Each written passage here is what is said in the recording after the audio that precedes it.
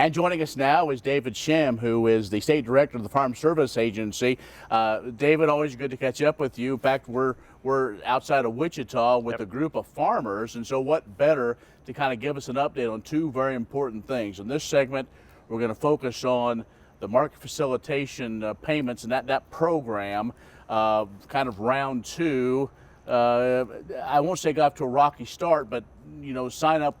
Everybody wanted to get taken care of, so I guess those updates have now been made, and so people have now some time to get into your local office, and it's different than the last one. Yeah, and like you said, it's been challenging. One of the challenges we think we have dealt with it is, like you said, it's kind of round two. But even though it is the market facilitation program round two, it is from our standpoint, a lot of ways a totally different program, with the first one being based upon production, this one being based upon planted acres. So there has definitely been a learning curve for all of us, getting the software out there, getting those updates needed into the software to be able to address the various situations that producers are facing out there.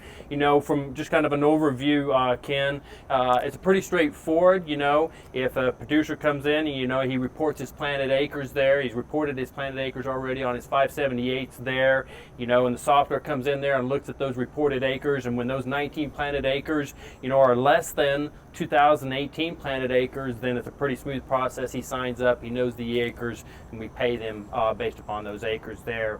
In the situation where it gets a little bit more interesting is that when or if his 19 acres exceed his 18 acres, then we have to go back in and look at 18 to see if there are some additional acres there that will allow him to get paid upon all of his 19 planted acres. Yeah, that seems to be a couple of the confusing points. Can't be any more than 18.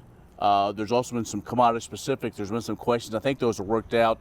Hay and sorghum probably were a couple that there was maybe some confusion, but I think those have been worked out, correct? Yep, we've had several updates coming along here on the 19th, and then here on the 29th here we've had these updates coming into the software that allows the offices to better work with those things there.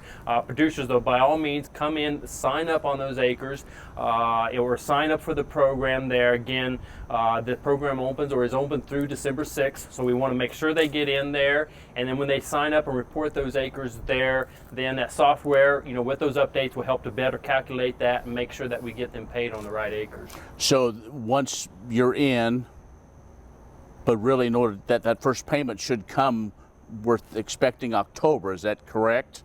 Or do we know yet? Well, the first MFP payment here should actually be coming out or be out here end of August. Again, maybe for 1st of September. Again, we have to process and approve those applications through county committees, so those get approved there. So that's the first round, which will be 50%. Right. So again, December 6th is to get it in, and don't worry about scale tickets. This is on production. This is just on planting. The planted acres, make sure you report them by December 6th. Okay. David Schemm is the State Director for the Farm Service Agency. We're going to take a break and be back with more, and we'll talk Farm Bill in just a moment.